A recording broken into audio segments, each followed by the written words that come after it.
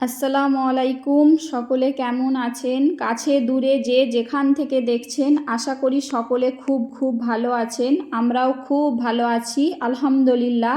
আজকে আমি ছোট মাছের চচ্চড়ি রেসিপি নিয়ে আসছি। একদম অন্যরকম রেসিপি। আমি হাতে মাখিয়ে বানাবো এটা। এটা খেতে অনেক মজা হয় আর এটা একদম নদীর টাটকা মাছ। একদম নদী থেকে জাল ঝরিয়েছিল, তো সেই মাছই নিয়ে এসেছিল। তো এই মাছগুলো দেখুন একদম ছোট ছোট হয়। অনেকে এটাকে চুনো মাছ বলে, আর অনেকে আবার ছোট মাছও বলে। আপনাদের ওদিকে এই মাছটাকে কি নামে চিনেন আমাকে একটু কমেন্ট করে জানাতে পারেন। তো আমি এই মাছটা আলু দিয়ে চচ্চড়ি বানাবো একদম সিম্পলভাবে, আর খেতে অনেক মজা লাগবে। আপনারা এইভাবে একবার ট্রাই করবেন। বাড়ির বাচ্চারাও খেতে পছন্দ করবে। বাচ্চারা যেহেতু ছোট মাছ খেতে চায়নি, কিন্তু এইভাবে একবার রান্না করলে দেখবেন অনেক মজা লাগবে। তো আমি প্রথম এখানে ছোট মাছ নিয়ে নিয়েছিলাম, পরিষ্কার করে বেছে ধুয়ে। মাছগুলো বাছতে তো অনেক সময় লাগে যেহেতু, তো ছোট মাছ নিয়েছিলাম। এখানে দুটো বড় বড় সাইজের পেঁয়াজ কুচি করে নিয়েছিলাম, আর সরু সরু করে আলু কুচি কুচি করে নিয়েছিলাম। সব কিছু একসাথে দিয়ে ওতে নুন, হলুদ গুঁড়ো, লঙ্কা গুঁড়ো, আর লঙ্কা গুঁড়োর পরিমাণটা একটু বেশি করে দিচ্ছি। সব মশলাই একটু বেশি করে দেবেন, খেতে অনেক মজা লাগবে। এখানে ধনে গুঁড়ো, জিরে গুঁড়ো সব কিছু আমি দিয়ে দিচ্ছি। আর এখানে তেল দিচ্ছি, এটা সর্ষের তেল ছিল। আর এটা আমি আগের দিন মাছ ভেজেছিলাম, তো সেই মাছ ভাজারই তেল ছিল, তো মাছ রান্না করব বলে সেজন্যই দিয়ে দিচ্ছিলাম।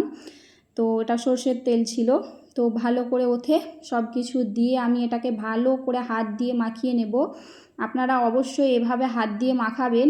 হাত দিয়ে মাখালেই খেতে মাছ রান্নাটা অনেক মজা লাগবে। আর ছোট মাছ একবার অবশ্যই এভাবে ট্রাই করবেন, দেখবেন অনেক মজা লাগবে খেতে। আমার মেয়ে খেতে পছন্দ করে না ছোট মাছ, কিন্তু আমি এইভাবে রান্না করেছি, ও খেয়ে বলছে অনেক মজা হয়েছে।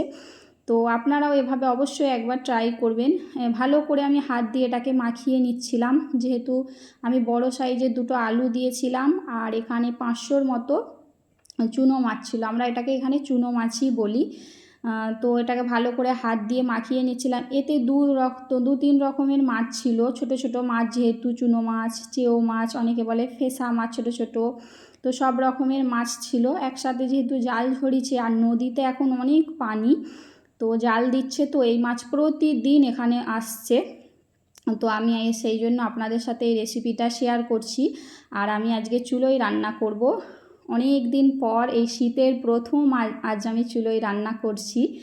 তো রান্না করব বলে চুলোটা ধরিয়ে দিয়েছিলাম, দিয়ে হাত দিয়ে যেহেতু মাছটাকে মাখিয়ে নিয়েছিলাম, তো সেটাকে এবার আমি চুলোয় বসিয়ে দিয়েছি। দিয়ে আঁচটাকে একটু তেজ করে দেবো, মানে কাঠটাকে একটু বেশি করে জাল দিয়ে দেব। দেখুন চুলোটাও কত সুন্দর জ্বলছে, অনেক সুন্দর চুলো। এই চুলোটা আমার ননদ তৈরি করে দিয়ে গেছিলো। তো এবার আমি এটা চুলোয় রান্না করছি। আর চুলোর রান্না কিন্তু আসলে অনেক মজা লাগে গ্যাসের চেয়ে।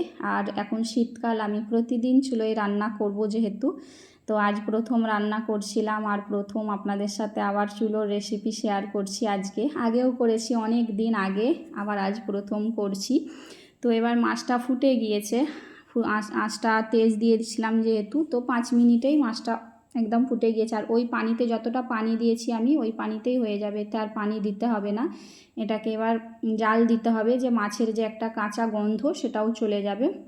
তো ফুটছে ভালোই মতো। তো যারা এতক্ষণেও আমার চ্যানেলটিকে সাবস্ক্রাইব করেননি, করে বেল আইকনটা দাবিয়ে দেবেন। আর নতুন বন্ধু আপনাদেরকে সকলকে অসংখ্য ধন্যবাদ। ভিডিওটা দেখছেন যারা, এতক্ষণে লাইক দেননি, একটা লাইক দিয়ে দিবেন। সকলে ভিডিওটা দেখার জন্য অসংখ্য ধন্যবাদ। তো ঝোলটা অনেকটাই কমে গিয়েছে। তো আস্তে আস্তে যেহেতু এবার আঁচ দিচ্ছিলাম, আমি একটু আঁচ কমিয়ে দিয়েছি আবার, যেহেতু হয়ে যাবে তাড়াতাড়ি। তো হয়ে গিয়েছে, তো সেটাই আমি চেক করে নিচ্ছিলাম যে পুরোপুরি এটা হয়ে গেছে। আর উপর থেকে আরও একটু ধনে গুঁড়ো দিয়ে দেব। আমি অনেকটাই মশলা দিয়েছি, যেহেতু বললাম ছোট মাছ, একটু বেশি করে মশলা দিয়ে রান্না করলে খেতে অনেক মজা লাগবে। তো মাছ রান্নাটা একবারে কমপ্লিট হয়ে গেছে। তো আমি এটাকে এবার চুলো থেকে নামিয়ে নেব। এই যে নামিয়ে নিলাম। তো এটাকে আমি একটা বোলে তুলে নেব।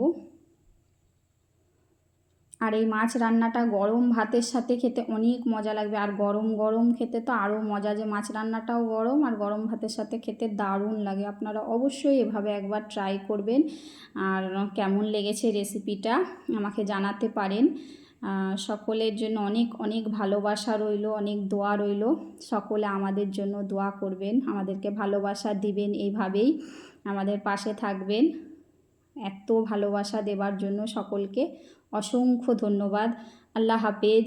আসসালামু আলাইকুম ওয়া রাহমাতুল্লাহি ওয়া বারাকাতুহু।